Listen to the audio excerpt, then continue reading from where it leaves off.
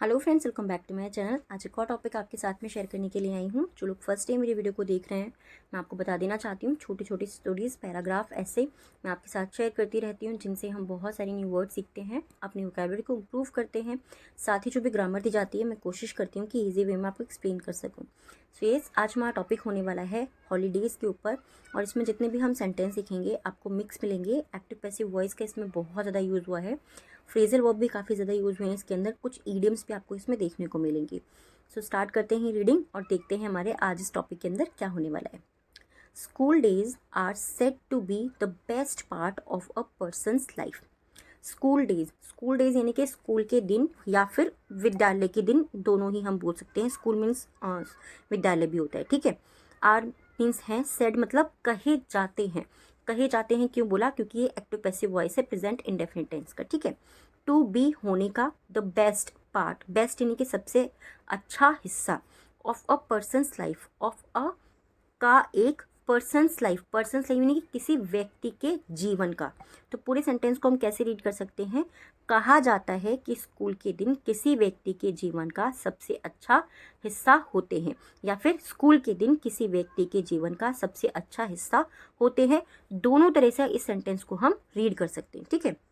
दो there is a lot of study pressure on the students, it offers a number of other aspects of cherish throughout lives. दो हालांकि there is a lot of study pressure, there is यहाँ है a lot of का मतलब होता है बहुत ज़्यादा या बहुत अधिक। स्टडी प्रेशर, स्टडी मतलब पढ़ाई का, प्रेशर यानी कि दबाव। कहा हालांकि यहाँ पे जो है बच्चों के ऊपर पढ़ाई का बहुत दबाव है। ऑन द स्टूडेंट्स इनके विद्यार्थियों पर पढ़ाई का बहुत दबाव है।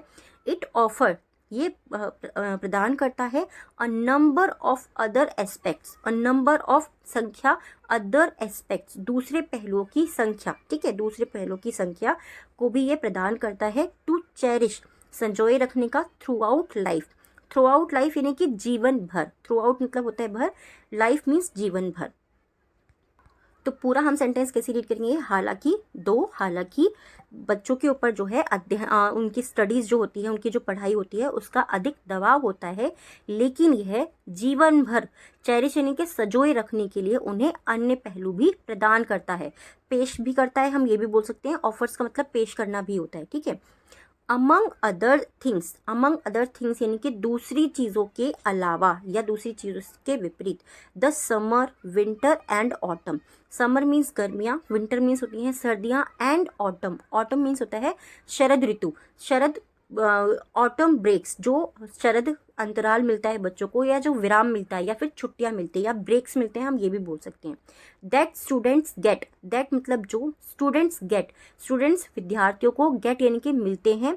ड्यूरिंग मतलब दौरान, देयर मीन्स उनके एकेडमिक सेशन, उनका जो शैक्षणिक सत्र होता है उसके दौरान जो उन्हें गर्मियों की, सर्दियों के और ऑटम ब्रेक यानी कि शरद ऋतु के जो विराम मिलते हैं, are the best part of their journey. Are the best part, वो सबसे अच्छा हिस्सा है, ऑफ देयर जर्नी, उनकी यात्रा का वो सबसे अच्छा हिस्सा है।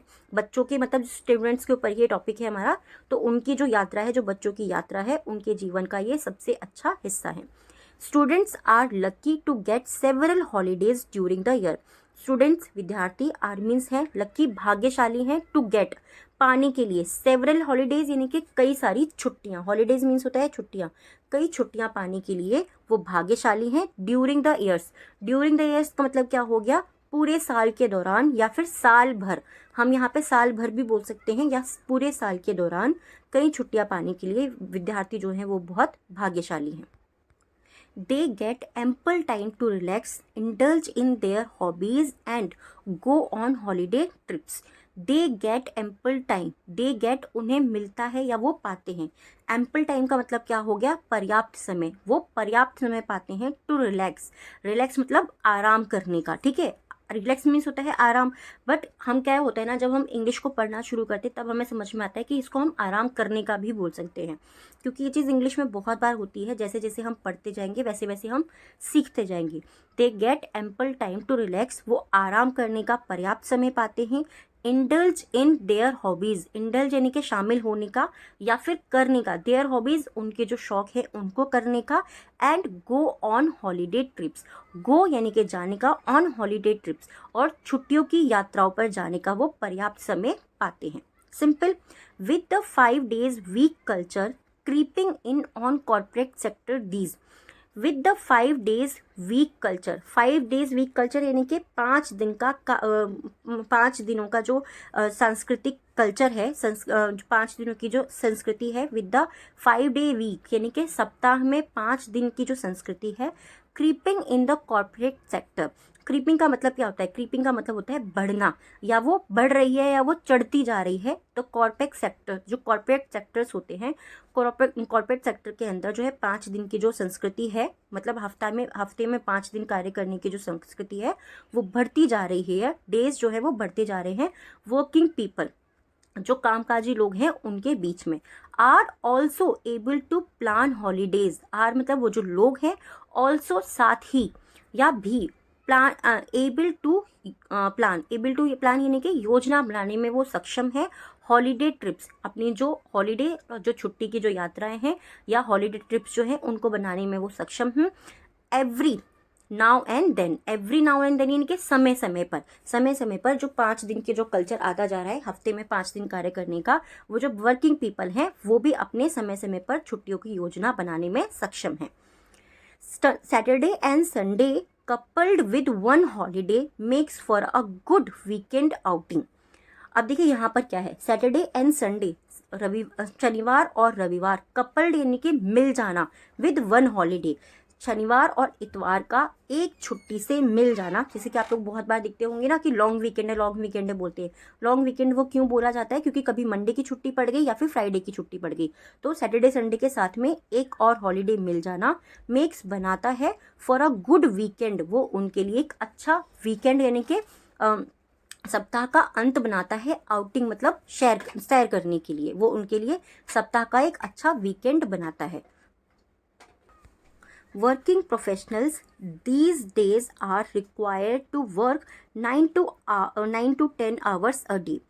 वर्किंग प्रोफेशनल्स, जो कार्य करने वाले हैं, जो काम करने वाले जो पेशेवर हैं, दीज डेज इन दिनों, आर रिक्वायर्ड उनसे अपेक्षा की जाती है, ठीक है, आर रिक्वायर्ड यानी कि उनसे अपेक्षा की जाती है, टू वर्क कार्य करने की, for 9 to 10 hours a day, 9 to 10 hours a day, एक दिन में, अ डे मतलब एक दिन में 9 to 10 hours, 9 से 10 घंटे कार्य करने की उनसे अपेक्षा की जाती है। जो वर्किंग प्रोफेशंस में जो होते हैं, जो कार्य करने के पेशेवर जो होते हैं, उनसे इस चीज़ की अपेक्षा की जाती है।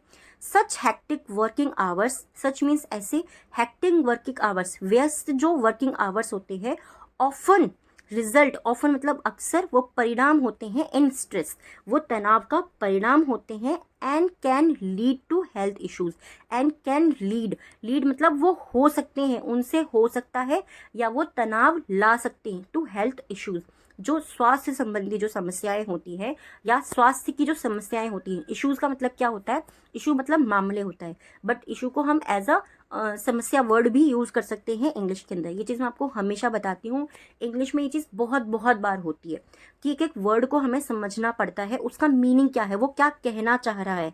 और ये चीज़ हमें कब आती है, जब हम टाइम टू टाइम प्रैक्टिस करते रहते हैं, उन चीज़ों को पढ़ते रहते हैं।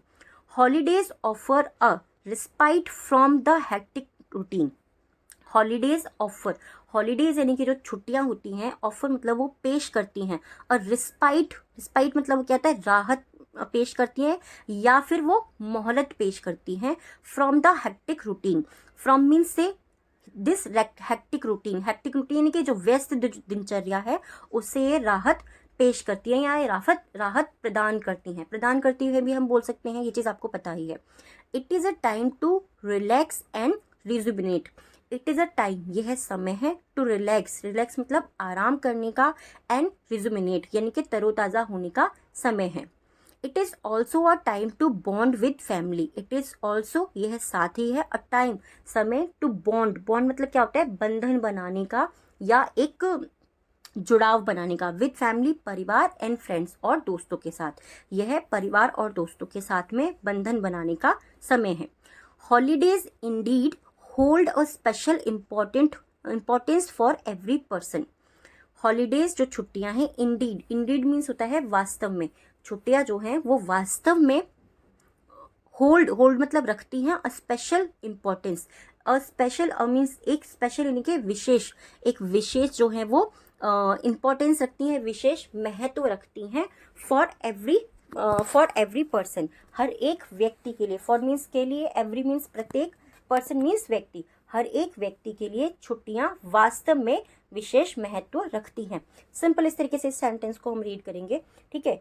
Besides indulging in different activities. Besides का मतलब क्या होता है? बिसाइड्स का मीनिंग होता है के अलावा, या के अतिरिक्त, या के बावजूद, ठीक है।